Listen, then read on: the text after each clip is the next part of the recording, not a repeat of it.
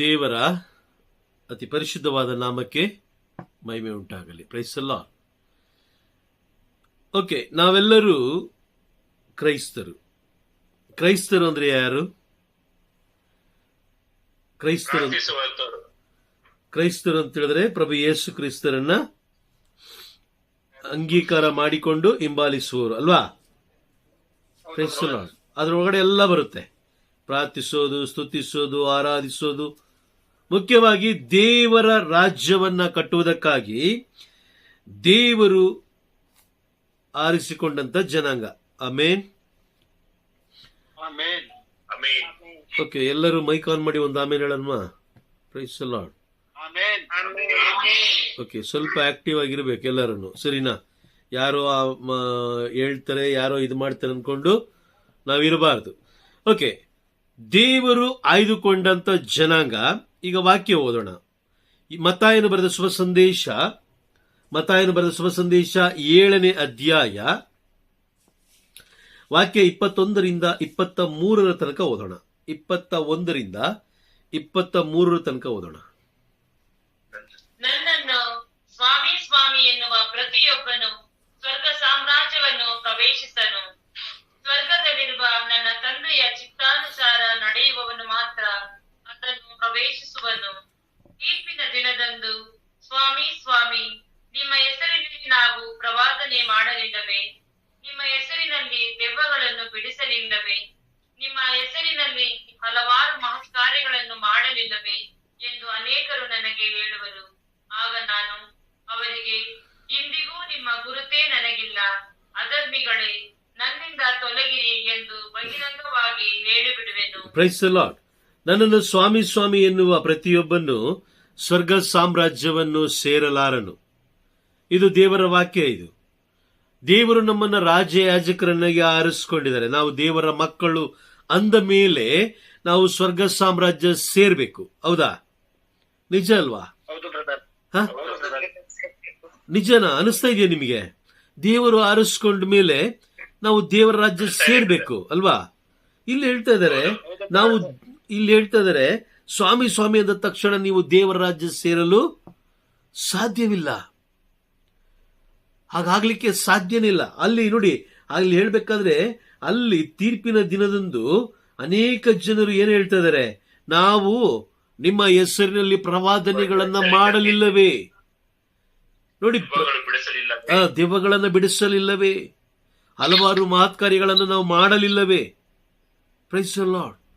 ಇಷ್ಟೆಲ್ಲ ಮಾಡಿದವರು ಹೇಳ್ತಾ ಇದ್ದಾರೆ.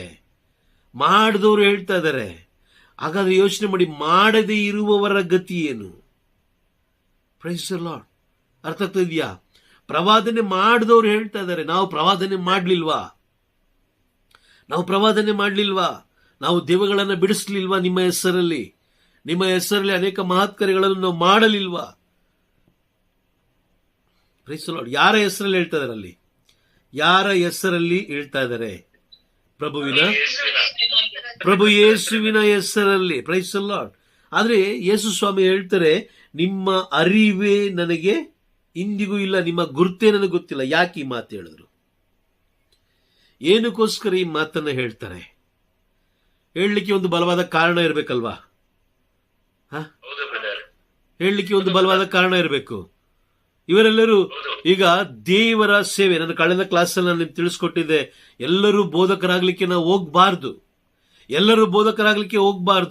ಹೋದ ಮೇಲೆ ಅವರ ಮಾತನ್ನ ನಾವು ಮೀರಬಾರ್ದು.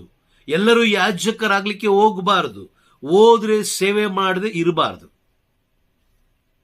ಅರ್ಥ ಆಗ್ತಾ ಇದೆಯಾ ನಿಮ್ಗೆ? ಅರ್ಥ ಆಗ್ತಾ ಇದೆಯಾ? ಯಾಕಂತ ಹೇಳಿದ್ರೆ ದೇವರ ಸೇವೆಯಲ್ಲಿ ಯಾವುದೇ ಕಳಂಕ ಇರಬಾರ್ದು.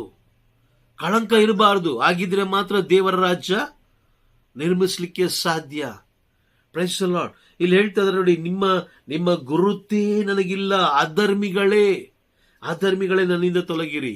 ಅಧರ್ಮಿಗಳೇ ನೋಡಿ, ಶಾಪಗ್ರಸ್ತರೇ. ಈ ಎಲ್ಲಾ ವಾಕ್ಯಗಳು ಎಲ್ಲಿದೆ? ಬೈಬಲ್ ಅಲ್ಲಿ ಇದೆ. ಇದೆಯಾ? ಇದೆ. Praise the lord. ಮತ್ತಾಯನು ಬರೆದ ಶುಭ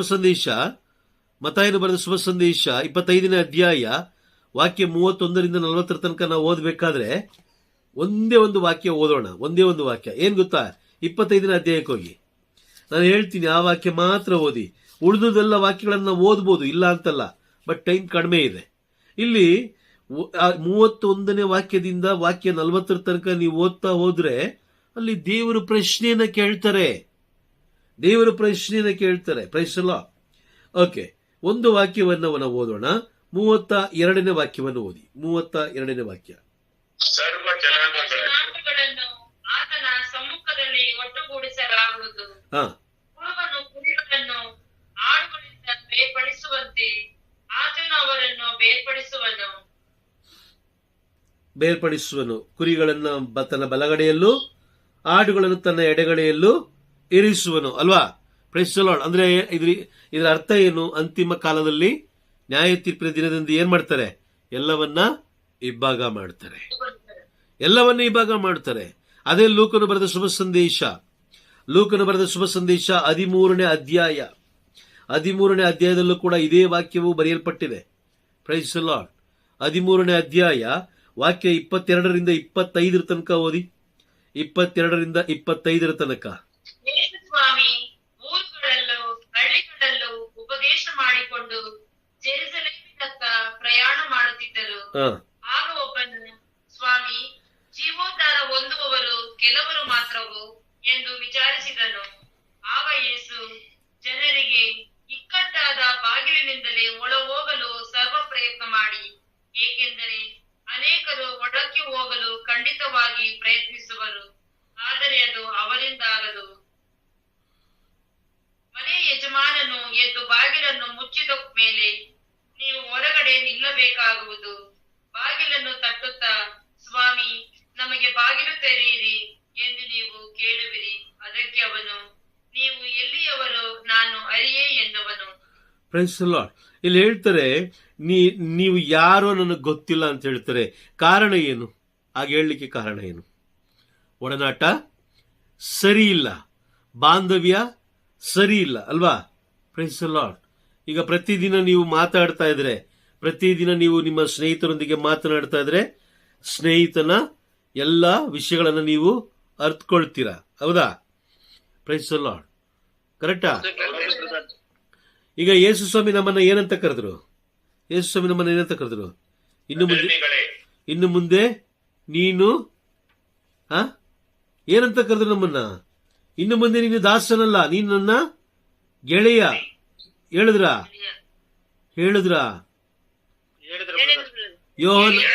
ಯೋಹನ 15ನೇ ಅಧ್ಯಾಯ ವಾಕ್ಯ 14 ಹೇಳ್ತಾರೆ, ನೀವು ನನ್ನ ಗೆಳೆಯರು. ಈಗ ಪ್ರತಿದಿನ ನಾವು ಒಬ್ಬ ಗೆಳೆಯನ ಜೊತೆಯಲ್ಲಿ ಮಾತಾಡ್ತಾ ಇರ್ಬೇಕಾದ್ರೆ ಅವರ ಮನಸ್ಸನ್ನು ನಾವು ಅರಿತುಕೊಳ್ತೀವಿ, ಹೌದಾ? Praise the lord.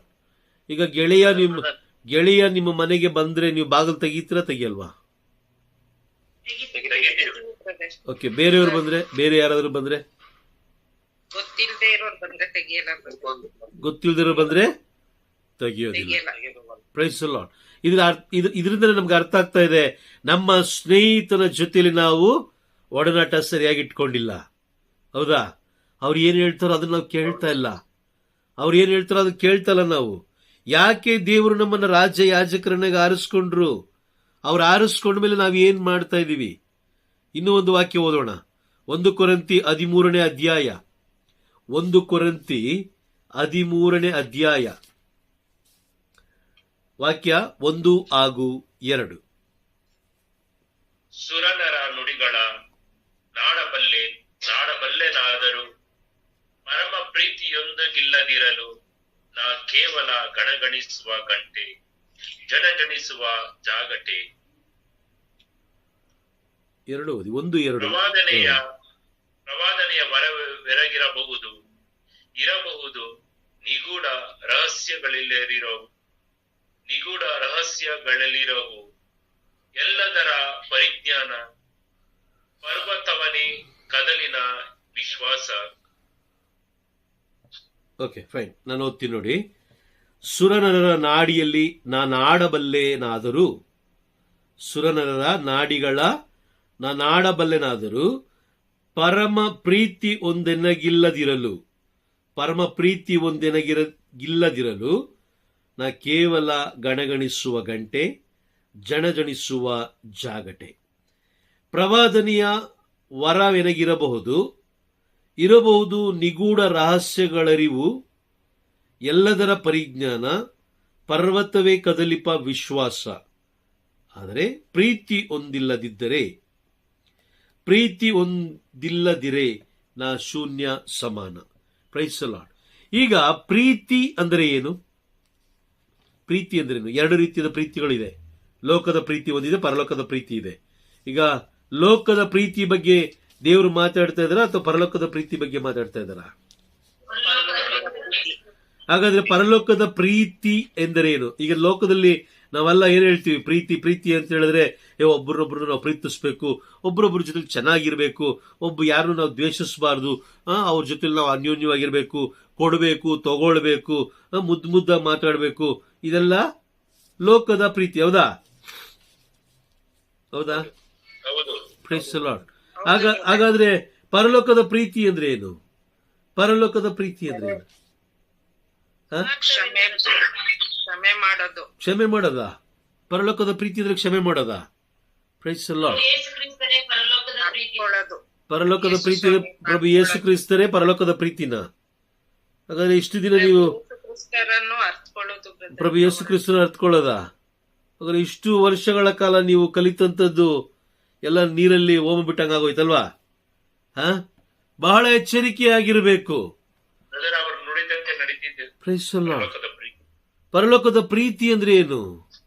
ದೇವರನ್ನ ಅರ್ಥಕೊಳ್ಳೋದು, ಕ್ಷಮಿಸೋದು, ಪ್ರೀತಿಸೋದು, ಇದು ಕೊಡೋದು, ಅದು ಕೊಡೋದು, ಸಾಂಬಾರ್ ಕೊಡೋದು, ಕರ್ಬೇವು ಸೊಪ್ಪು ಕೊಡೋದು, ಖಾರ ಪುಡಿ ಕೊಡೋದು, ದುಡ್ಡು ಕೊಡೋದು, ಸಹಾಯ ಮಾಡೋದು. ಇದ ಪರಲೋಕದ ಪ್ರೀತಿ? ಇದು ಲೋಕದ ಪ್ರೀತಿ. ಇದು ಪರಲೋಕದ ಪ್ರೀತಿ ಅಂದ್ರೆ ಏನು? ದೇವರು ಕೊಟ್ಟ ಆಜ್ಞೆಗಳನ್ನ ಅನುಸರಿಸಿ ನಡೆಯೋದು. ವಾಕ್ಯ ಓದಿ. 1 ಯೋಹನ 5ನೇ ಅಧ್ಯಾಯ ವಾಕ್ಯ 3 ಓದಿ. 1 ಯೋಹನ 5ನೇ ಅಧ್ಯಾಯ ವಾಕ್ಯ 3. ದೇವರನ್ನು ಪ್ರೀತಿಸುವುದೆಂದರೆ ಅವರು ಕೊಟ್ಟ ಆಜ್ಞೆಗಳನ್ನು ಅನುಸರಿಸಿ ನಡೆಯುವುದೇ. ಹಾಗಾದ್ರೆ ಏನು?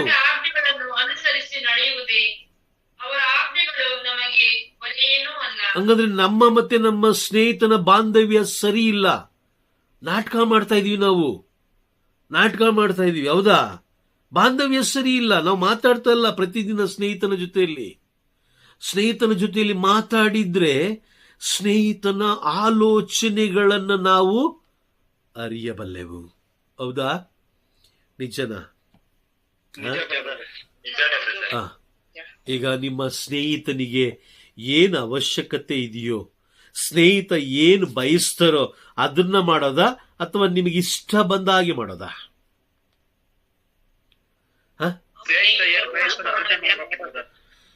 ಮತ್ತಾಯ 7ನೇ ಅಧ್ಯಾಯ 21ನೇ ವಾಕ್ಯದಿಂದ 23ನೇ ವಾಕ್ಯ. ದೆವ್ವ ಬಿಡಿಸ್ಲಿಕ್ಕೆ, ಮಹತ್ ಕಾರ್ಯಗಳನ್ನ ಮಾಡ್ಲಿಕ್ಕೆ, ಸೂಚಕ ಕಾರ್ಯಗಳನ್ನ ಮಾಡ್ಲಿಕ್ಕೆ ದೇವರು ಯಾರನ್ನ ಬೇಕಾದ್ರೂ ಗೊತ್ತಾ ನಿಮ್ಗದು? ಯೇಸು ನಾಮದಲ್ಲಿ ದೆವ್ವಗಳು ಓಡ್ತವೆ. ನಿಮ್ಮ ನಾಮದಿಂದ ಅಲ್ಲ, ಅದು ಯಾರು ಹೇಳಿದ್ರು ಓಡುತ್ತೆ. ಆದ್ರೆ ವಿಶ್ವಾಸದಿಂದ ಹೇಳಿದ್ರೆ ಕ್ರೈಸ್ತರಲ್ಲ, ಬೇರೆ ಯಾರು ಹೇಳಿದ್ರು ದೆವ್ವಗಳು ಓಡುತ್ತೆ. ಹಾಗಾದ್ರೆ ದೇವರು ನಿಮ್ಮನ್ನ ಮಾತ್ರ ಆರಿಸ್ಕೊಬೇಕು ಅನ್ನೋ ಅವಶ್ಯಕತೆನೇ ಇತ್ತು. ರಾಜ ಯಾಜಕರಾಗಿ ಆರಿಸಿಕೊಳ್ಳಬೇಕಾದ ಅವಶ್ಯಕತೆ ಏನಿತ್ತು? ಹೌದಾ? ನಿಜನಾ? ಇಬ್ರಿಯರಿಗೆ ಬರೆದ ಪತ್ರ 6ನೇ ಅಧ್ಯಾಯ ವಾಕ್ಯ 4, 5, 6.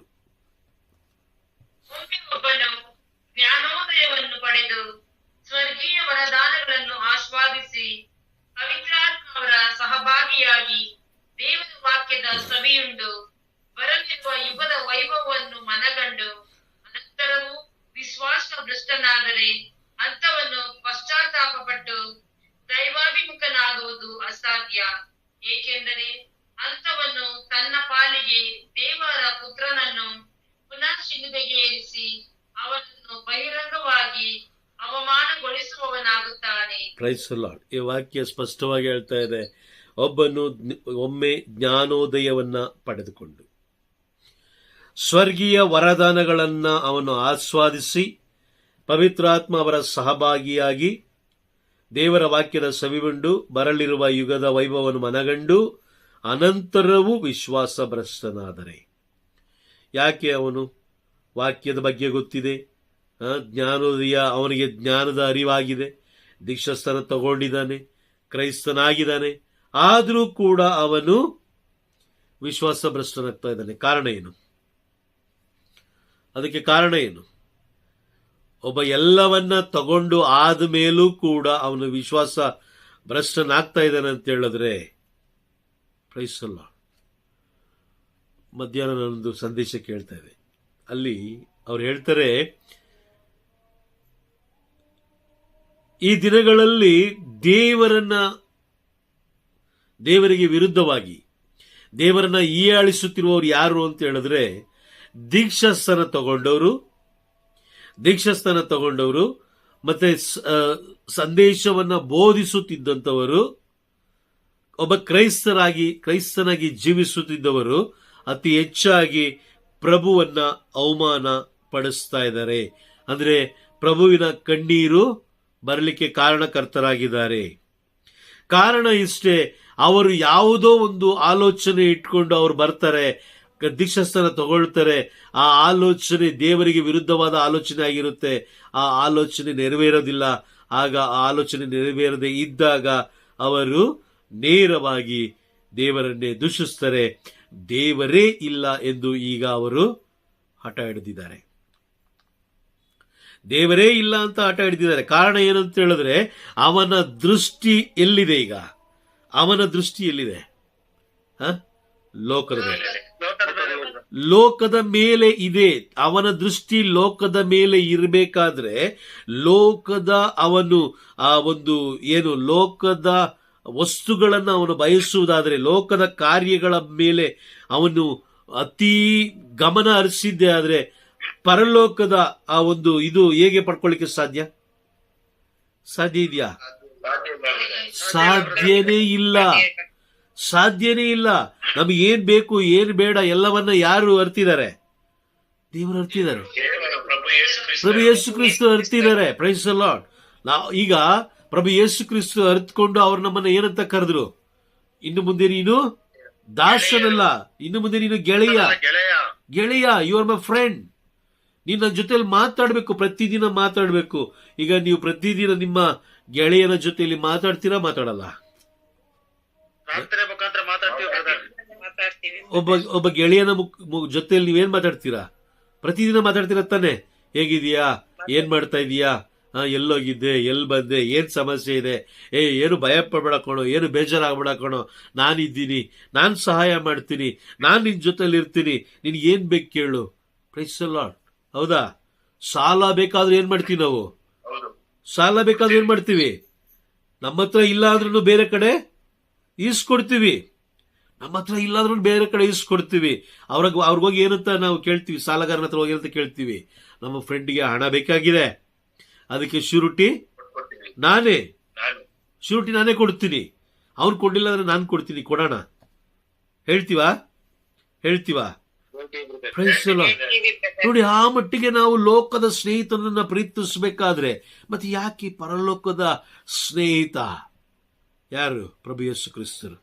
ಅವರೊಂದಿಗೆ ಯಾಕೆ ನಾವು ಮಾತಾಡ್ತಾ ಇಲ್ಲ? ಪ್ರತಿದಿನ ಮಾತಾಡಿದ್ರು ಕೂಡ ಯಾಕೆ ನಮ್ಮ ಬಾಂಧವ್ಯ ಇನ್ನೂ ಬಲವಾಗಿಲ್ಲ? ಅಂದ್ರೆ ಅವರ ಆಲೋಚನೆ ಬೇರೆ, ನಮ್ಮ ಆಲೋಚನೆ ಬೇರೆ. ನಮ್ಮ ಆಲೋಚನೆ ಏನು ಗೊತ್ತಾ? ದೇವರೇ ಕುಕ್ಕರ್ ಬೇಕು ನನಗೆ, ದೇವರೇ ಮನೆ ಕಟ್ಟಬೇಕು, ದೇವರೇ ಇವತ್ತು ಈ ತರ ಆಗ್ಬೇಕು, ನನಗೆ ಗಾಡಿ ಬೇಕು, ದೇವರೇ ಮನೆಯಲ್ಲಿ ಫ್ರಿಡ್ಜ್ ಬೇಕು, ದೇವರೇ ನನಗೆ ದುಡ್ಡು ಬೇಕು. ಕೊನೆ ಪಕ್ಷ ನಾವ್ ಎಲ್ಲಿಗೆ ಹೋಗ್ತೀವಿ ಅಂತ ಹೇಳಿದ್ರೆ, ದೇವರೇ ಅವನು ಜಾಸ್ತಿ ನನ್ನ ಬೈತಾ ಇದ್ದಾನೆ, ಅವನು ಜಾಸ್ತಿ ನನ್ನ ಏನ್ ಮಾಡ್ತಾನೆ, ಅವಮಾನ ಪಡಿಸ್ತಾ ಇದ್ದಾನೆ, ಅವನು ನನ್ ಕಂಡ್ರೆ ಅವನಿಗೆ ಆಗ್ತಾ ಇಲ್ಲ, ಹಾಗಾಗಿ ಒಂದು ಪಕ್ಷ ಏನ್ ಮಾಡ, ಅವನ್ನ ಕೊಲೆ ಮಾಡ್ಬಿಡು, ಅಲ್ಲಿ ತನಕ ಡೀಲು ಮಾಡ್ತೀವಿ. ನಮ್ಮ ಪ್ರಾರ್ಥನೆ ಅದೇನೆ. Praise the Lord. ಈಗ ಒಂದು ವಿಷಯ ತಿಳ್ಕೊಳ್ಳಿ. ಒಂದು ತುಂಡು ರೊಟ್ಟಿ ಹಾಕಿದ್ರೆ ಯಾದಕ್ಕೆ? ನಾಯಿಗೆ. ಒಂದು ತುಂಡು ರೊಟ್ಟಿ ಹಾಕಿದ್ರೆ ಅಥವಾ ಒಂದು ಇಡೀ ನೀವು ಅನ್ನ ಹಾಕಿದ್ರೆ ನಾಯಿ ಎಲ್ಲಿ ಬಂದು ಕೂತ್ಕೊಳ್ಳುತ್ತೆ? ಯಾವಾಗ್ಲೂ ಎಲ್ಲಿ ಬಂದು ಕೂತ್ಕೊಳ್ಳುತ್ತೆ? ಬಾಗಿಲ ಬಳಿ ಬಂದು ಕೂತ್ಕೊಳ್ಳುತ್ತೆ. ಊರಲ್ಲಿರೋರು ಎಲ್ಲಾರು ಬಂದ್ರು ಬೊಗಳುತ್ತೆ, ಆದ್ರೆ ನಿಮ್ಮನ್ನ ಅದು ಬೊಗಳೋದಿಲ್ಲ. ನಿಜನಾ? Praise the Lord. ನೋಡಿ, ಒಂದು ಸಣ್ಣ ತುಂಡು ರೊಟ್ಟಿ ಹಾಕಿದಾಗ ನಮ್ಮನ್ನು ನೋಡಿ ಅಷ್ಟು ಪ್ರೀತಿ ಮಾಡುವಂತ ನಾಯಿ. 1 ಕೊರಿಂಥಿ 7ನೇ ಅಧ್ಯಾಯ 23ನೇ ವಾಕ್ಯದಲ್ಲಿ ಯೇಸು ಸ್ವಾಮಿ ತಮ್ಮ ರಕ್ತವನ್ನು ಸುರಿಸಿ ನಮ್ಮನ್ನ ಪಾಪದ ಮಲಿನತೆಯಿಂದ ತುಂಬಿದಂತಹ ನಮ್ಮ ಸಂತತಿಯನ್ನ ಅವರ ಪರಿಶುದ್ಧವಾದ ರಕ್ತ ಸುರಿಸಿ ಬಿಡುಗಡೆ ಮಾಡಿದ ಮೇಲೆ ಅವರು ನಮಗೆ ಸಂಪೂರ್ಣವಾಗಿ ತಮ್ಮ ಶರೀರ ಮತ್ತೆ ರಕ್ತ ಮತ್ತೆ ತಮ್ಮ ಪ್ರಾಣವನ್ನೇ ಕೊಟ್ಟು ಸೈತಾನದಿಂದ ಕ್ರಯಕ್ಕೆ ಕೊಂಡುಕೊಂಡಿರುವ ನಾವೆಂಗಿರ್ಬೇಕು? Praise the Lord. ಹೇಳಿ, ಹೇಗಿರ್ಬೇಕು? ನಮ್ಗೆ ಇಷ್ಟ ಬಂದಾಗೆ ಜೀವಿಸ್ಬೇಕಾ? ಅವ್ರಿಗೆ ಕಣ್ಣೀರಲ್ಲಿ ಕೈ ತೊಳಿಸ್ಬೇಕಾ? ಮತ್ತೆ ಹೇಗಿರ್ಬೇಕು? ಅವರ ಜೊತೆಯಲ್ಲಿ ಗೆಳೆಯನಂತೆ ಅವ್ರು ಸಂತೋಷವಾಗೋ ತರ ನಡ್ಕೋಬೇಕು. ಹೌದಾ? ನಿಜವಾದ ಗೆಳೆತನ ಅಂದ್ರೆ ಏನು? ಗೆಳೆಯರನ್ನ ಅರಿತುಕೊಳ್ಳೋದು ಅಲ್ವಾ? ಗೆಳೆಯರನ್ನ ಅರಿತುಕೊಳ್ಳೋದು ನಿಜವಾದ ಸಂತೋಷ. ಅಂದ್ರೆ you are my best friend. ಎಲ್ಲರಿಗೂ ಒಬ್ಬ ಬೆಸ್ಟ್ ಫ್ರೆಂಡ್ ಇರ್ತಾನೆ. ಕುಟುಂಬದಲ್ಲಿ ಹೇಳ್ಕೊಳ್ದಿರೋ ವಿಷಯಗಳನ್ನೆಲ್ಲ ಆ ವ್ಯಕ್ತಿ ಹತ್ರ ಹಂಚ್ಕೊಂಡಿರ್ತೀವಲ್ವಾ? ಕೆಲವು ಬಾರಿ ಅದೇ ರಾಕೆಟ್ ಸ್ಪೀಡಲ್ಲಿ ನಮಗೆ ಉಲ್ಟಾ ಹೊಡೆದ್ಬಿಡುತ್ತೆ. ಕೆಲವು ಬಾರಿ ಏನಾಗುತ್ತೆ? ರಾಕೆಟ್ ಸ್ಪೀಡಲ್ಲಿ ನಮಗೆ ಉಲ್ಟಾ ಹೊಡೆದ್ಬಿಡುತ್ತೆ. ಕೆಲವು ಬಾರಿ ಇಲ್ಲ, ಕೆಲವು ಬಾರಿ ತುಂಬ ಪ್ರಾಮಾಣಿಕವಾಗಿರುತ್ತೆ. ಆದರೆ ಪರಲೋಕದ ಸ್ನೇಹಿತ ನಮ್ಮ ಬಗ್ಗೆ ಚಿಂತಿಸುವ, ಯೆರೆಮೀಯ ಪ್ರವಾದಿಯ ಗ್ರಂಥ 29ನೇ ಅಧ್ಯಾಯ ವಾಕ್ಯ 11ರಲ್ಲಿ ನಮ್ಮ ಬಗ್ಗೆ ಯೋಜನೆಯನ್ನು ರೂಪಿಸುವ, ನಮ್ಮ ಬಗ್ಗೆ ಚಿಂತಿಸುವ, ಯೆಶಾಯ ಪ್ರವಾದಿ ಗ್ರಂಥ 43ನೇ ಅಧ್ಯಾಯ 4ನೇ ವಾಕ್ಯದಲ್ಲಿ ನಿನ್ನನ್ನು ನನಗೆ ಅತ್ಯಮೂಲ್ಯನು ಎಂದು ಒಂದು ಸ್ಥಾನವನ್ನು ನೀಡಿರುವಂತಹ ಆ ಸ್ನೇಹಿತನ ಜೊತೆ ನಾವು ಹೆಂಗ್ ಮಾತಾಡ್ತಾ ಇದ್ದೀವಿ? Praise the Lord. ಹೌದಾ? ಅವ್ರು ಏನಕ್ಕೆ ಕರೆದಿದ್ದಾರೆ ಅದು ನಮಗೆ ಮುಖ್ಯ. ಅವ್ರು ಏನಕ್ಕೆ ಕರೆದಿದ್ದಾರೆ? ದೆವ್ವ ಬಿಡಿಸ್ಲಿಕ್ಕೆ, ಮಹತ್ ಕಾರ್ಯಗಳನ್ನು ಮಾಡಲಿಕ್ಕೆ, ಅದು ಮಾಡಲಿಕ್ಕೆ, ಅದಕ್ಕೋಸ್ಕರ ಅಲ್ಲ. Praise the Lord. ಅರ್ಥ ಆಗ್ತಾ ಇದೆಯಾ ನಿಮಗೆ? ಅರ್ಥ ಆಗ್ತಾ ಇದೆಯಾ? ಏನಕ್ಕೋಸ್ಕರ ದೇವರು ನಮ್ಮನ್ನು ಆರಿಸ್ಕೊಂಡ್ರು? ಈಗ ಒಂದು ಯೋಚನೆ ಮಾಡಿ, ನಾವೆಲ್ಲರೂ ಕುಳಿತಿದೀವಿ. ನೀವು ಎಲ್ಲೆಲ್ಲಿ ಕುಳಿತಿದ್ರು ಅಲ್ಲೆಲ್ಲೇ ಕುಳಿತುಕೊಂಡು ಯೋಚನೆ ಮಾಡಿ. ಮತ್ತಾಯನ ಬರೆದ ಶುಭ ಸಂದೇಶ 7ನೇ ಅಧ್ಯಾಯ ವಾಕ್ಯ 21ರಿಂದ 23 ತನಕ ಅಲ್ಲಿರುವ ವಾಕ್ಯಗಳು ಅಲ್ಲಿ ಫೈಟ್ ಮಾಡ್ತಾ ಇದಾರೆ. ಅವರು ಯಾರು? ನನ್ನ ಹೆಸರಿನಲ್ಲಿ ನಾನು ನಿಮ್ಮ ಹೆಸರಿನಲ್ಲಿ ನಾನು ದೆವ್ವಗಳನ್ನು ಬಿಡಿಸಿದ್ದೀನಿ, ಪ್ರವಾದನೆ ಮಾಡಿದ್ದೀನಿ, ಬೋಧಿಸಿದ್ದೀನಿ, ಎಲ್ಲ ಕಡೆ ಹೋಗಿದ್ದೀನಿ, ಅದು ಮಾಡಿದ್ದೀನಿ, ಇದು ಮಾಡಿದ್ದೀನಿ, ಮಹತ್ ಕಾರ್ಯಗಳನ್ನು ಮಾಡಿದ್ದೀನಿ ಅಂತೆಲ್ಲ ಹೇಳಿ ಅವ್ರು ಏನ್ ಮಾಡ್ತಾ ಇದಾರೆ? ಹೋರಾಟ ಮಾಡ್ತಾ ಇದ್ದಾರೆ, ಹೊಡೆದಾಡ್ತಾ ಇದ್ದಾರೆ. ಇಲ್ಲ, ನಾವು ಮಾಡಿದ್ದೀವಿ. ಆದರೂ ಕೂಡ ಯೇಸು ಹೇಳ್ತಾ ಇದ್ದಾರೆ, ನೀವು ಯಾರೋ ನನಗೆ ಗೊತ್ತಿಲ್ಲ. ಈಗ ಕುಳಿತುಕೊಂಡಿರೋ ನಾವು ಸ್ವಲ್ಪ ಯೋಚನೆ ಮಾಡೋಣ. ಏನ್ ಮಾಡಿದೀವಿ ನಾವು ಇವತ್ತಿನವರೆಗೂ? Praise the Lord. ಯಾರಾದ್ರೂ ಹೇಳ್ತೀರಾ ನಾನು ಇದು ಮಾಡಿದ್ದೀನಿ ಅಂತ? ಹೇಳಕ್ ಸಾಧ್ಯ ಇದೆಯಾ?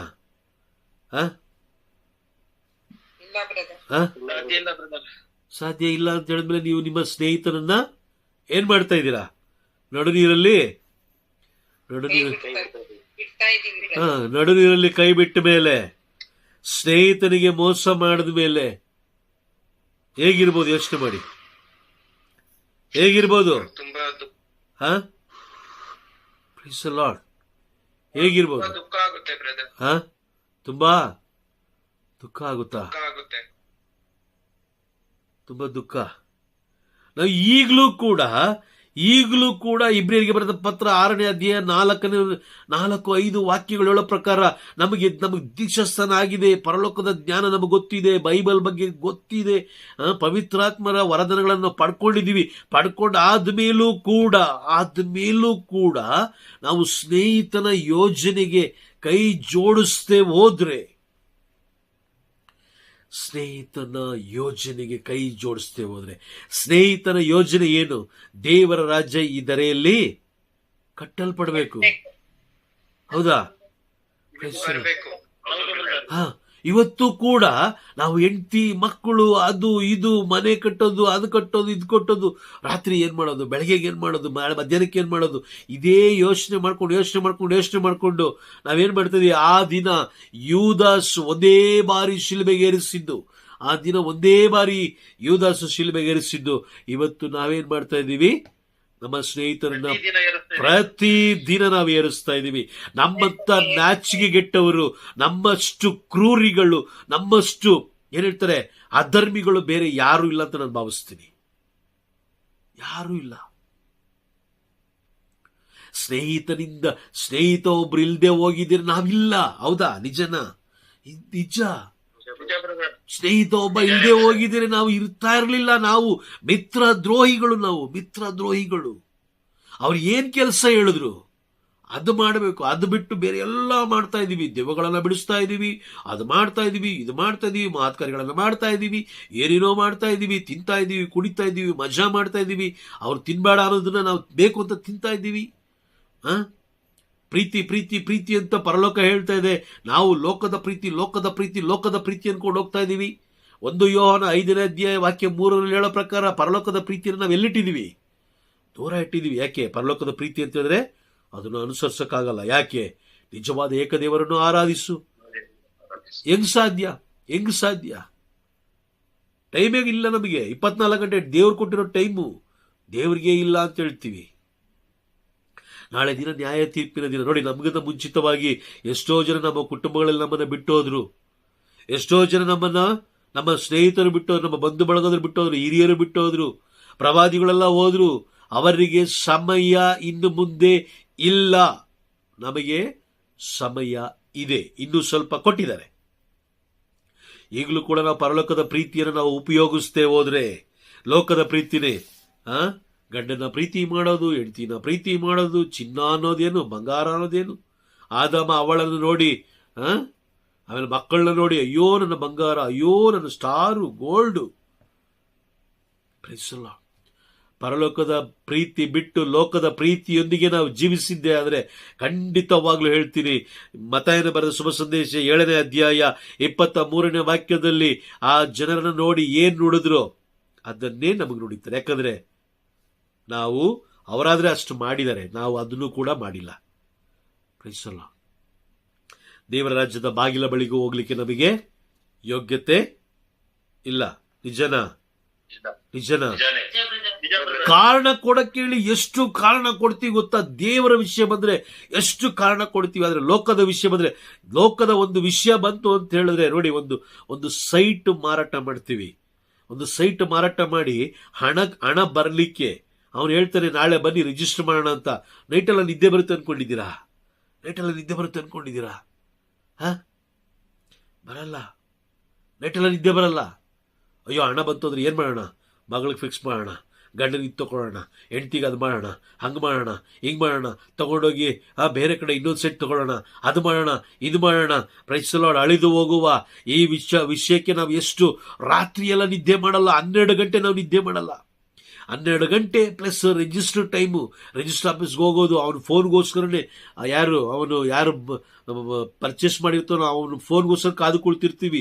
ಅವ್ನು ಫೋನ್ ಮಾಡಿದ್ರೆ, ಸರ್ ಹೇಳಿ ಸರ್, ಎಲ್ಲಿ ಬರ್ಬೇಕು ಸರ್, ಹೇಗೆ ಬರ್ಬೇಕು ಸರ್, ಓಕೆ ಬರ್ತೀವಿ ಸರ್, ಏನು ತರ್ಬೇಕು ಹೇಳಿ ಸರ್, ಎಲ್ಲ ಗೊತ್ತಿದೆ. ಪರಲೋಕದ ವಿಷಯ ಬಂದಾಗ ಕಾರಣ ಹೆಂಗ್ ಕೊಡ್ತೀವಿ ಗೊತ್ತಾ? ಸಣ್ಣ ಕಾರಣಗಳೆಲ್ಲ ಕೊಡ್ತಾ ಹೋಗ್ತೀವಿ. Praise the Lord. ದೇವರು ನಮ್ಮನ್ನು ಆರಿಸ್ಕೊಂಡಿದ್ದು ಏನಕ್ಕೆ? ಸ್ನೇಹಿತನ ಯೋಜನೆ ಏನು? ಸ್ನೇಹಿತನ ಯೋಜನೆ ಏನಾಗಿತ್ತು? Praise the Lord. ಏನಂತ ಹೇಳಿದ್ರೆ, ಎಫೆಸರಿಗೆ ಬರೆದ ಪತ್ರ 3ನೇ ಅಧ್ಯಾಯ ವಾಕ್ಯ 9. ಎಫೆಸರಿಗೆ ಬರೆದ ಪತ್ರ 3ನೇ ಅಧ್ಯಾಯ ವಾಕ್ಯ 9 ಓದೋಣ.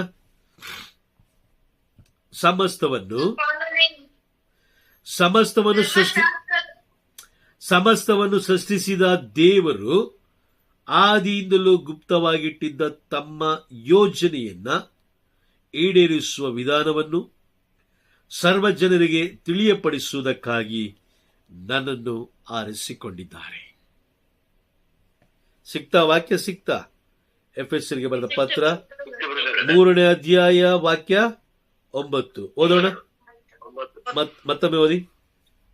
ಸಮಸ್ತವನ್ನು ಸೃಷ್ಟಿಸಿದ ದೇವರು ಆದಿಯಿಂದಲೂ ಗುಪ್ತವಾಗಿಟ್ಟಿದ್ದ ತಮ್ಮ ಯೋಜನೆಯನ್ನು ಈಡೇರಿಸುವ ವಿಧಾನವನ್ನು ಸರ್ವ ಜನರಿಗೆ ತಿಳಿಯಪಡಿಸುವುದಕ್ಕಾಗಿ ನನ್ನನ್ನು ಆರಿಸಿಕೊಂಡಿರುವರು. ಯಾರನ್ನ ಆರಿಸ್ಕೊಂಡಿದ್ದಾರೆ?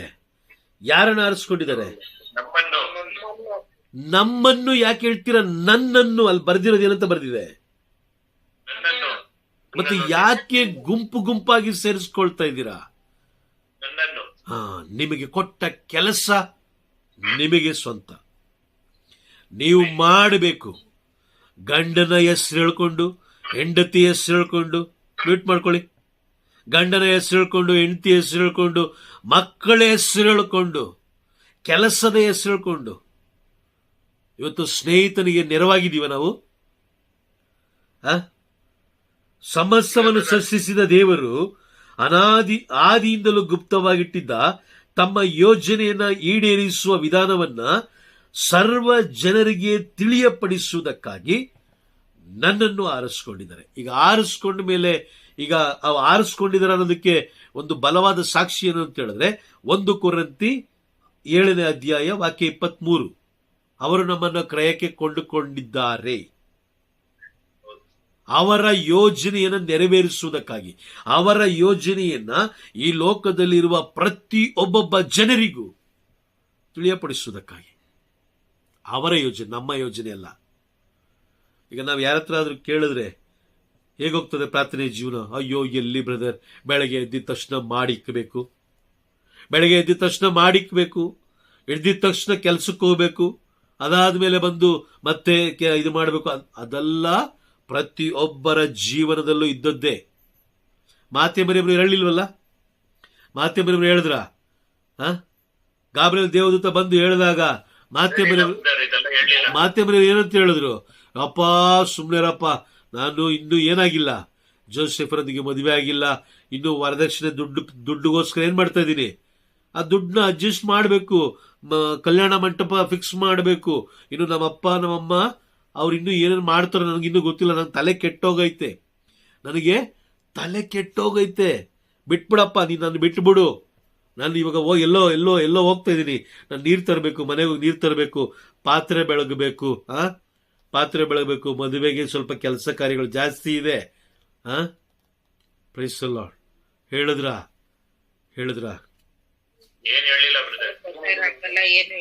ಏನು ಹೇಳಿಲ್ಲ ಅಂದಮೇಲೆ ಆಕೆಗೆ ತನ್ನ ಸ್ನೇಹಿತನ ಯೋಜನೆ ಗೊತ್ತಿತ್ತು, ಬೇಕಾಗಿತ್ತು, ಸ್ನೇಹಿತನ ಯೋಜನೆ ತಿಳಿದಿತ್ತು. ತನ್ನ ಸ್ನೇಹಿತನನ್ನ ಅತಿ ಹೆಚ್ಚಾಗಿ ಪ್ರೀತಿಸಿದ ಕಾರಣ ಅವ್ರು ಹೇಳಿದ ಒಂದೇ ಮಾತು, ನಾನು ದೇವರ ದಾಸಿ. ಇನ್ ಕೇಸ್ ಏನಾದ್ರು ಗಾಬ್ರಿಯೇಲ್ ದೇವದೂತರು ನಿಮ್ಮ ಬಳಿಗೆ ಬಂದು ಏನಾದ್ರು ಇದೇ ಪದವನ್ನ ಬಳಸಿದ್ರೆ ನೀವೇನ್ ಮಾಡ್ತಾ ಇದ್ರಿ? ಅದೊಂದು ಅವಕಾಶವನ್ನು ನಿಮಗೆ ಕೊಟ್ಟಿದ್ರೆ ಏನ್ ಮಾಡ್ತಾ ಇದ್ರಿ? ಕೊಟ್ಟಿದ್ರೆ ಏನ್ ಮಾಡ್ತಾ ಇದ್ರಿ? Praise the Lord. ಏನ್ ಮಾಡಿರ್ಬೋದು?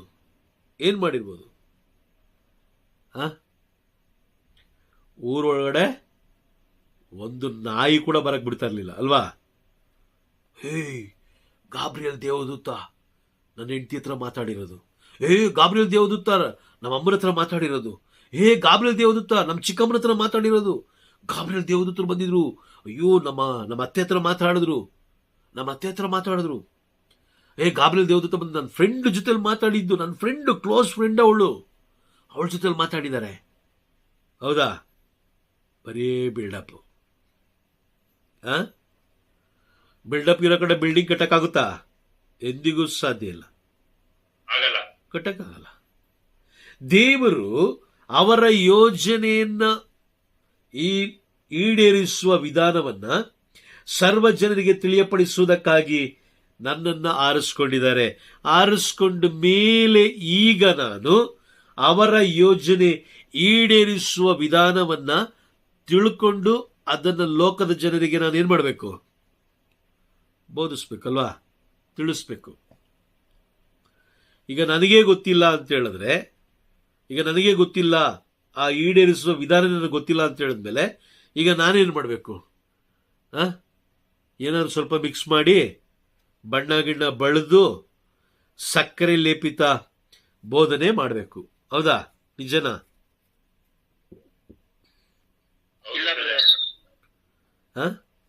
ಈಗ ದೇವರ ಯೋಜನೆ ಈಡೇರಿಸುವ, ಗಮನ ಕೊಟ್ಟು ಕೇಳಿಸ್ಕೊಳ್ಳಿ, ದೇವರ ಯೋಜನೆ ಈಡೇರಿಸುವ ವಿಧಾನ ನಮಗೆ ಗೊತ್ತೇ ಇಲ್ಲ ಅಂತ ಹೇಳಿದ್ರೆ ನಾವೇನ್ ಮಾಡಬೇಕು?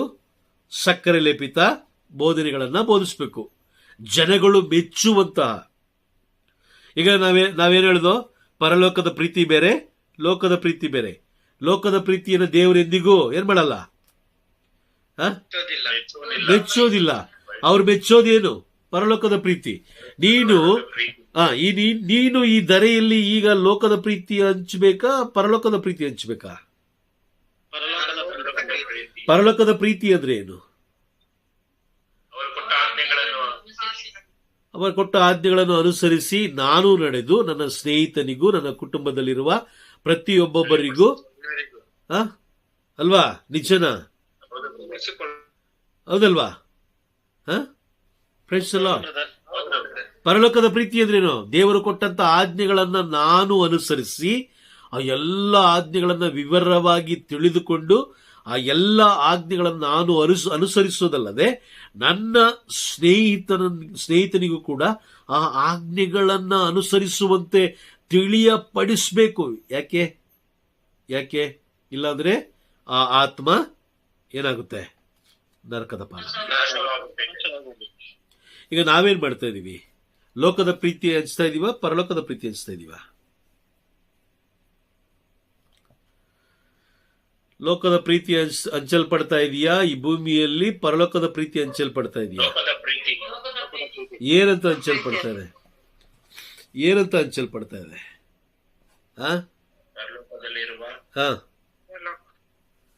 ನೀವು ಹೆಂಗ್ ಬೇಕಾದ್ರೂ ಜೀವಿಸ್ರಿ.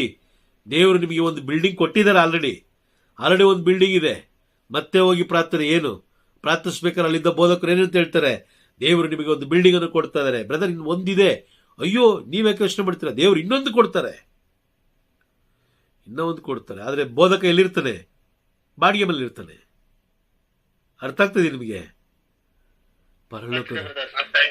ಬೈಬಲ್ ಹೇಳುವ ಪ್ರಕಾರ ಪರಲೋಕದ ಪ್ರೀತಿ ಅಂತ ಹೇಳಿದ್ರೆ ದೇವರು ಕೊಟ್ಟ ಆಜ್ಞೆಗಳನ್ನ ಅನುಸರಿಸಿ, ನಾನು ಅನುಸರಿಸಿ, ನನ್ನ ಕುಟುಂಬದವರು ಅನುಸರಿಸಿ, ನಂತರ ಅದೇ ಆಜ್ಞೆಗಳನ್ನ ಸಹೋದರ ಸಹೋದರಿಯರಿಗೆ ಹಂಚುವಂಥದ್ದು. 10 ಆಜ್ಞೆಗಳನ್ನು ನೀನು ಹಂಚಬೇಕು. ಅವರು ಆ ಆಜ್ಞೆಗಳನ್ನು ಅನುಸರಿಸುವಂತೆ ನೀನು ನೋಡಿಕೊಳ್ಳಬೇಕು. ಅದೇ ಪ್ರೀತಿ. ಈ ಲೋಕದಲ್ಲಿ ಹೇಳ್ತಾರಲ್ಲ, ಐ ಲವ್ ಯು ಟು. ಇದೆಲ್ಲ ಪ್ರೀತಿ. ಇದು ಲೋಕದ ಪ್ರೀತಿ. ಒಂದ್ ಹೇಳ್ತೀನಿ ತಿಳ್ಕೊಳ್ಳಿ, ಐ ಲವ್ ಯು ಟು. ಇದೆಲ್ಲ ಕೇವಲ ಸ್ವಲ್ಪ ದಿನ ಮಾತ್ರ. ಕೇವಲ ಸ್ವಲ್ಪ ದಿನ. 5 ನಿಮಿಷ ಆಗ್ಬೋದು, 10 ನಿಮಿಷ ಆಗ್ಬೋದು. ಈ ರೀತಿ ಲೋಕದ ಪ್ರೀತಿಯನ್ನು ಪ್ರೀತಿಸಿದವರು ಎಷ್ಟೋ ಜನ ಮರಣ ಹೊಂದಿದ್ದಾರೆ. ಎಷ್ಟೋ ಜನ ಬೇರ್ಪಟ್ಟಿದ್ದಾರೆ. ಎಷ್ಟೋ ಜನ ಇನ್ನು ಸಮಸ್ಯೆಗಳಲ್ಲೇ ಇದ್ದಾರೆ. ಆದರೆ ಪರಲೋಕದ ಪ್ರೀತಿ ಹಂಗಲ್ಲ. ಪರಲೋಕದ ಪ್ರೀತಿ ಶಾಶ್ವತವಾದದ್ದು. ಆಮೆನ್.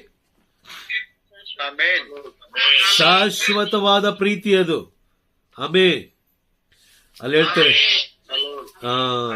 ನಾನು ಇದನ್ನು ಪ್ರೀತಿಸುವುದು ಶಾಶ್ವತವಾದ ಪ್ರೀತಿಯಿಂದ. ಶಾಶ್ವತವಾದ ಪ್ರೀತಿಯಿಂದ ನಾನು ನಿನ್ನ ಪ್ರೀತಿಸ್ತಾ ಇದ್ದೀನಿ. Price the lord. ಯೆರೆಮೀಯ ಪ್ರವಾದಿಯ ಗ್ರಂಥ 31ನೇ ಅಧ್ಯಾಯ ವಾಕ್ಯ 3 ಕೊನೆಯ ಭಾಗ ನೋಡಿ. ಕೊನೆಯ ಭಾಗ, ನಾನು ನಿನ್ನನ್ನು ಪ್ರೀತಿಸುವುದು ಶಾಶ್ವತವಾದ ಪ್ರೇಮದಿಂದ. ಇದೆಯಾ? ವಾಕ್ಯ ಇದೆಯಾ ನೋಡಿ. ಸರ್ವೇಶ್ವರನಾದ ನಾನು ದೂರದಿಂದ ಅದಕ್ಕೆ ದರ್ಶನ ಕೊಟ್ಟು, ನಾನು ನಿನ್ನನ್ನು ಪ್ರೀತಿಸುವುದು ಶಾಶ್ವತವಾದ ಪ್ರೇಮದಿಂದ. ಇದೆಯಾ ವಾಕ್ಯ? ಹೌದು. ಅವರು ಶಾಶ್ವತವಾಗಿ ಪ್ರೀತಿಸುವ ದೇವರಾಗಿದ್ದಾರೆ. ಆಮೆನ್. ನಮ್ಮ ಹಾಗೆ 1 ದಿನ 2 ದಿನ 1 ವಾರ 1 ವರ್ಷ 6 ತಿಂಗಳು 3 ತಿಂಗಳು ಇದು ಈ ಲೋಕದ ಪ್ರೀತಿ ಅವರು ಬಯಸೋದಿಲ್ಲ. ಅವ್ರು ಕೇಳೋದೊಂದೇ, ಶಾಶ್ವತವಾಗಿ ನೀನು ನನ್ನನ್ನು ಪ್ರೀತಿಸು, ಶಾಶ್ವತವಾಗಿ ನೀನು ನನ್ನ ಜೊತೆಯಲ್ಲಿರು. ಕಾರಣ ಕೊಡಬೇಡ. ನೀನು ಏನು ಕಾರಣ ಕೊಡ್ತೀಯೋ ಅದು ನೀನೇ ಕುಯ್ಬೇಕು. Price the Lord. ಈಗ ಒಂದು ಯೋಚನೆ ಮಾಡಿ, ನಿಮ್ಮ ಸ್ನೇಹಿತ ಕರೆದದ್ದು ಪರಲೋಕದ ಯೋಜನೆಯನ್ನ ನೆರವೇರಿಸುವುದಕ್ಕಾಗಿ ಅಲ್ವಾ? ಹೌದು. ಈಗ ನಾವೇನ್ ಮಾಡ್ತಾ ಇದೀವಿ?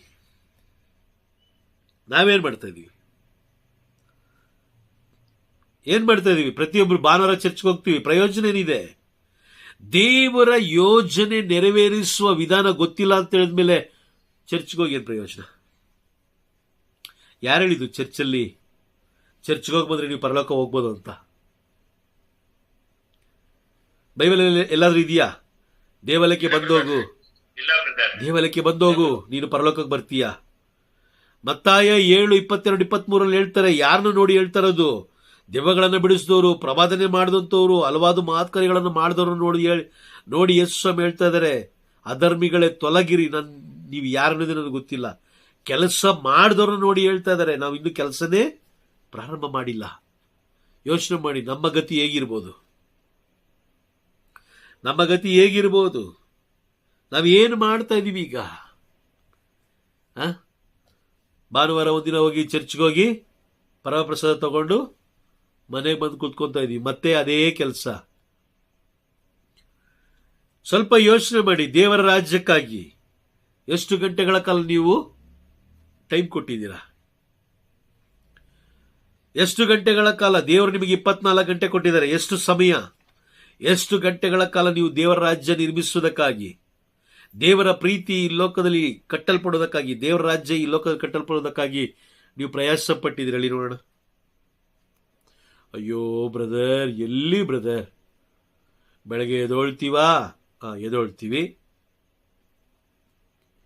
ನಾಷ್ಟ ಮಾಡಬೇಕು ಬ್ರದರ್, ಎಲ್ಲರಿಗೂ ನಾಷ್ಟ ಮಾಡಬೇಕು. ಓಕೆ. ಕೆಲ್ಸಕ್ಕೆ ಹೋಗ್ಬೇಕು ಬ್ರದರ್, ಕೆಲಸ ಒಂದು 5 ನಿಮಿಷ. ಓಕೆ. ಮತ್ತೆ ಸಾಯಂಕಾಲ ಬರ್ತೀವಿ ಬ್ರದರ್. ಓಕೆ. ಮತ್ತೆ ಕೆಲಸ ಬ್ರದರ್.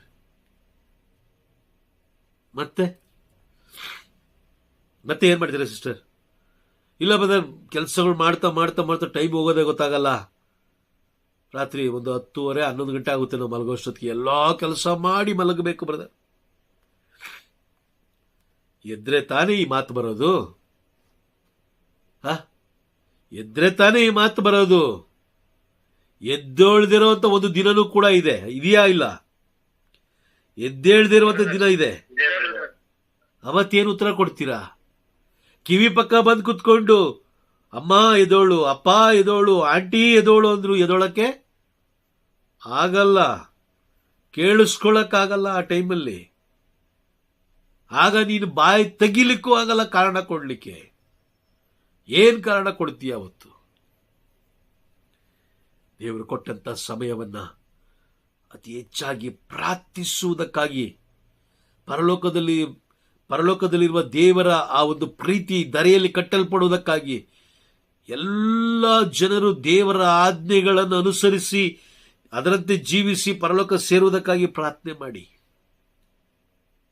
ನಿಮಗೋಸ್ಕರ ಪ್ರಾರ್ಥನೆ ಮಾಡಕ್ಕೆ ಹೋಗ್ಬೇಡಿ. ಯಾಕಂದ್ರೆ ನಿಮಗೆ ಏನನ್ನು ಕೊಡಬೇಕು ಎಲ್ಲವನ್ನು ದೇವರು ಕೊಟ್ಟ ಆಗೋಗಿದೆ. ಆಮೇನ್. ಎಲ್ಲವನ್ನ ಕೊಟ್ಟ. ನೀವು ಕೆಲಸ ಮಾಡ್ಬೇಕಷ್ಟೇನೆ. ನೀವು ಕೆಲಸ ಮಾಡಬೇಕು.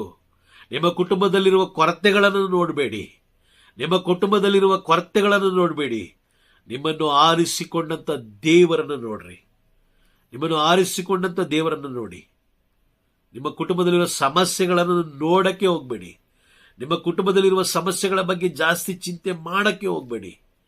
ಯಾಕೆ ಅಂತ ಹೇಳಿದ್ರೆ ಎಲ್ಲ ಚಿಂತೆಗಳನ್ನು ನಿವಾರಿಸಬಲ್ಲ, ಎಲ್ಲ ಸಂಕಷ್ಟಗಳನ್ನು ಪರಿಹರಿಸಬಲ್ಲ ದೇವರು ನಿನ್ನೊಂದಿಗಿದ್ದಾರೆ. ಆಮೇನ್. ದೇವರು ಕೊಟ್ಟ ಕೆಲಸ ಮಾತ್ರ ಮಾಡ್ಬೇಕಷ್ಟೇ. ಅವ್ರು ಏನ್ ಹೇಳಿದ್ರು ಅದು ಮಾಡಬೇಕು. ಅದಕ್ಕೆ ಮಾತ್ರ ನಮ್ಮನ್ನ ಆರಿಸ್ಕೊಂಡೆ. ನೀವು ಬಿಷಪೇ ಆಗಿರು, ಪೋಪೇ ಆಗಿರು, ಯಾಜಕರೇ ಆಗಿರು, ಪಾಸ್ಟರೇ ಆಗಿರು, ದೊಡ್ಡ ಬೋಧಕರೇ ಆಗಿರು, ಏನೇ ಆಗಿದ್ರು ಅವರ ಒಂದು ಮಾತು ನಾವು ಮೀರಬಾರ್ದು. ಈ ಧರೆಯಲ್ಲಿ, ಈ ಭೂಮಿಯಲ್ಲಿ ಬೇಕಾದ್ರೆ ನೀನು ಅಧಿಕಾರ ಚಲಾವಣೆ ಮಾಡಬಹುದು. ಈ ಭೂಮಿಯಲ್ಲಿ ಅಧಿಕಾರ ಚಲಾವಣೆ ನೀನು ಮಾಡಬಹುದು. ಆದರೆ ದೇವರ ಮಾತಿಗೆ ವಿರುದ್ಧವಾಗಿ ನೀನು ಜೀವಿಸಿದ್ದೆ ಆದರೆ, ಅಥವಾ ನೀನು ಜನರಿಗೆ ಬೋಧಿಸಿದ್ದೆ ಆದರೆ, ನೀನು ಪರಲೋಕದಲ್ಲಿ ಅತ್ಯಲ್ಪ. ಅತ್ಯಲ್ಪ ಅಂದ್ರೆ ಅಲ್ಲಿ ಬೆಲೆ ಇಲ್ಲ. ಪರಲೋಕದಿಂದ ತಳ್ಳಲ್ಪಟ್ಟವನು, ಪರಲೋಕದಿಂದ ತಳ್ಳಲ್ಪಟ್ಟ ಮೇಲೆ ನಿನಗೆ ಆರದ ಬೆಂಕಿನೇ ಖಂಡಿತ ಅಲ್ವಾ? ಅದೇ ಗತಿ. Price the lord. ಎಫೆಸರಿಗೆ ಬರೆದ ಪತ್ರ 3ನೇ ಅಧ್ಯಾಯ 9ನೇ ವಾಕ್ಯ ಗಮನದಲ್ಲಿಟ್ಕೊಳ್ಳಿ. ಇನ್ನು ಮುಂದೆ ಆದ್ರೂ ಪ್ರಾರಂಭ ಮಾಡಿ. ಕೊನೆಯಾಗುವ ಒಂದು ದಿನ ಅತಿ ಸಮೀಪದಲ್ಲಿದೆ. ರಾತ್ರಿ ಮಲಗ್ತೀವಿ, ಬೆಳಗ್ಗೆ ಎದ್ದೋಳಲ್ಲ. ಎದ್ದೋಳಕ್ಕೆ ಯಾರು ಎಬ್ಬರಿಸಿದ್ರು ಎದ್ದೋಳಕ್ಕಾಗಲ್ಲ. ಅದೊಂದು ದಿನ ಗೊತ್ತು ಮಾಡಿದ್ದಾರೆ ದೇವರು. ಆ ಗೊತ್ತು ಮಾಡಿರುವ ದಿನದ ಒಳಗಡೆ ನಿಮಗೆ ತುಂಬಾ ಅನುಕೂಲವಾಗುವಂತೆ ದೇವರಿಟ್ಟಿದ್ದಾರೆ. ಏನು ಮೀಡಿಯಾ ಇದೆ, ಅಂದ್ರೆ ಮೊಬೈಲ್ ಇದೆ. ಮೊಬೈಲಲ್ಲಿ ನೀವು ದೇವರ ಸಂದೇಶ ಸಾರಬಹುದು. ಇನ್ನೂ ಅನೇಕ ಜನರಿಗೆ ನೀವು ಬೋಧಿಸಬಹುದು. ವಿಡಿಯೋಸ್ ರೆಕಾರ್ಡ್ ಮಾಡಿ ಅದೆಲ್ಲ ನೀವೇನು ಅಪ್ಲೋಡ್ ಮಾಡಿ ನೀವು ಜನರಿಗೆ ತಿಳಿಸ್ಬೋದು. ಅಥವಾ ವಾರಕ್ಕೊಮ್ಮೆ ಹೊರಗಡೆ ಹೋಗಿ ಕುಟುಂಬಗಳನ್ನ ಭೇಟಿ ಮಾಡಬಹುದು. ಪ್ರತಿದಿನ 1 ಗಂಟೆಗಳ ಕಾಲ, ಬೆಳಗಿನ ಜಾವ 1 ಗಂಟೆಗಳ ಕಾಲ ಕುಳಿತುಕೊಂಡು ಪರರಿಗಾಗಿ, ಲೋಕಕ್ಕಾಗಿ ನೀವು ಪ್ರಾರ್ಥಿಸ್ಬೋದು. ಒಂದೊಂದು ರೋಗಿಗಳ ಹೆಸರಿಡಿದು ನೀವು ಪ್ರಾರ್ಥಿಸ್ಬೋದು. ಒಬ್ಬೊಬ್ಬ ಮದ್ಯವ್ಯಸನಿಗಳ ಎಷ್ಟೋ ಜನ ಅಹಂಕಾರದಲ್ಲಿ ಅಹಂಕಾರ ತುಂಬಿ ಅಳಿದು ಹೋಗ್ತದ್ರೆ, ಅವರಿಗೋಸ್ಕರ ನೀವು ಪ್ರಾರ್ಥಿಸ್ಬೋದು. Price the lord. ಬೆಳಗ್ಗೆ 5:30 ಎದ್ದೋಳ್ರಿ. 5:30 ಇಲ್ಲ, ಸಾಧ್ಯವಾದ್ರೆ 5 ಗಂಟೆಗೆ ಎದ್ದೋಳಿ. 5 ಗಂಟೆಗೆ ಎದ್ದು 6 ಗಂಟೆ ಗಂಟ ಎಲ್ಲ ಸೈಡ್ಗಿಟ್ಟು ಸಾಧ್ಯವಾದ್ರೆ ಮೊಣಕಾಲು ಹಾಕಿ. ಆಗ್ಲಿಲ್ವಾ, ನಿಮ್ಗೆ ಹೆಂಗಾಗುತ್ತೋ ಹಂಗೆ ಕುತ್ಕೊಂಡು ಹಾಗೆ ಕುತ್ಕೊಳ್ಳಿ. 1 ದಿನ ಕುತ್ಕೊಳ್ಳಿ, 2 ದಿನ ಕುತ್ಕೊಳ್ಳಿ, ಸುಮ್ಮನೆ ಕುತ್ಕೊಳ್ಳಿ, ಏನು ಮಾಡಕ್ ಹೋಗ್ಬೇಡಿ. 1 ದಿನ, 2 ದಿನ, 3 ದಿನ, 1 ವಾರ ಬೇಕಾರಾಗ್ಲಿ, 1 ತಿಂಗಳು ಬೇಕಾದ್ರಾಗ್ಲಿ, ಸುಮ್ಮನೆ ಸ್ತುತಿ ಮಾಡ್ತಾ ಇರಿ. ಹಾಲೆಲೂಯ ಹಾಲೆಲೂಯ ಅಂದ್ರೆ ಮನಸ್ಸಿನಲ್ಲಿ ಹೇಳ್ಕೊಳ್ತಾ ಹೋಗಿ ಹಾಲೆಲೂಯ ಹಾಲೆಲೂಯ ಹಾಲೆಲೂಯ ಅಂತ. ಆಗ ಪವಿತ್ರಾತ್ಮರು ದಿನಗಳು ಕಳೆದಾಗೆ ನಿಮ್ಮ ವಿಶ್ವಾಸವನ್ನು ನೋಡಿ ಅವರು ಹೇಗೆ ಪ್ರಾರ್ಥಿಸ್ಬೇಕು, ಯಾವುದಕ್ಕಾಗಿ ಪ್ರಾರ್ಥಿಸ್ಬೇಕು ಅನ್ನೋದನ್ನ ಅವರು ತಿಳಿಸ್ಕೊಡ್ತಾರೆ. ಅವರು ತಿಳಿಸ್ಕೊಟ್ಟ ಮೇಲೆ ಅವ್ರು ಏನ್ ತಿಳಿಸ್ಕೊಡ್ತಾರೋ ಅದರಂತೆ ನಡ್ಕೊಳ್ಳಿ. ಸುಮ್ಮನೆ ಯಾವುದೋ ಲೋಕದ ಬೋಧಕರು ಹೇಳಿದ್ರು ಇದು 100 ಮಾಡು, ಇದು 200 ಮಾಡು, 300 ಮಾಡು, ಹಾಗೇ ಡೋರ್ ಓಪನ್ ಆಗುತ್ತೆ ಅಂತ ಹೇಳಿದ್ರೆ ಖಂಡಿತವಾಗ್ಲು ಕೇಳಕ್ಕೆ ಹೋಗ್ಬೇಡಿ. ಯಾಕಂತ ಹೇಳಿದ್ರೆ ಅವರೆಲ್ಲರೂ ದೇವರ ಈ ಬೈಬಲ್ ವಾಕ್ಯಕ್ಕಿಂತ ದೂರವಾಗಿರುವಂಥವ್ರು. ಪ್ರೈಸಲ್ಲ, ಅವ್ರ ಬಗ್ಗೆ ಜಾಸ್ತಿ ಗಮನ ಹರಿಸ್ಕೊಳಕ್ ಹೋಗ್ಬೇಡಿ. ನಿಮಗೆ ಕೊಟ್ಟ ಕೆಲಸ ನೀವು ಮಾಡಿ. ನೋಹನಿಗೆ ದೇವರು ಹೇಳಿದ್ರು, ಈ ಭೂಮಿಯನ್ನು ನಾಶ ಮಾಡ್ತಾ ಇದ್ರಿ ನೀನು, ನಾವೇ ಕಟ್ಟು. ನೋಹ ಅಯ್ಯೋಯ್ಯೋ ಇಲ್ಲಪ್ಪ, ಸುಮ್ಮನೆರಪ್ಪ, ಮಕ್ಕಳವರೇ ಅಳಿಯ ಸೊಸೆಯರೆಲ್ಲ ಬಂದಿದ್ದಾರೆ, ಅವ್ರಿಗೆಲ್ಲ ನಾನು ದುಡಿದು ಏನ್ ಮಾಡಬೇಕು, ಸಾಕ್ಬೇಕು, ಕೆಲ್ಸಕ್ಕೆ ಹೋಗ್ಬೇಕು, ಆ ಆಲೋಚನೆ ಬರಲಿಲ್ಲ. ದೇವರು ಏನು ಹೇಳಿದ್ರು ಅದನ್ನ ಮಾತ್ರ ಮಾಡಿದ್ರು. ನೋಹ 100 ವರ್ಷಗಳ ಕಾಲ ನಾವೇನ ಕಟ್ಟುವ ತನಕ ಅವರು ಶುಭ ಸಂದೇಶ ಸಾರ್ತಾನೆ ಇದ್ರು. 100 ವರ್ಷಗಳಾದ್ಮೇಲೆ ನಾವೇ ಕಟ್ಟಿದ ಮೇಲೂ ಕೂಡ ಜನರು ಬದಲಾಗ್ಲಿಲ್ಲ. ಆಗ ಸಂಪೂರ್ಣವಾಗಿ ನಾಶ ಆಯ್ತು. Praise the Lord. ದೇವರು ಏನು ಹೇಳಿದ್ರು ಅದನ್ನ ಮಾತ್ರ ಮಾಡಿ. ಯಾವುದನ್ನು ಸೇರ್ಸಕ್ ಹೋಗ್ಬೇಡಿ, ಯಾವುದನ್ನು ತೆಗಿಯಕ್ ಹೋಗ್ಬೇಡಿ. Praise the Lord. ಅರ್ಥ ಆಯ್ತಾ? ಅರ್ಥ ಆಯ್ತು ಬ್ರದರ್. ದೇವರ ನಾಮಕ್ಕೆ ಮಹಿಮೆ ಉಂಟಾಗಲಿ.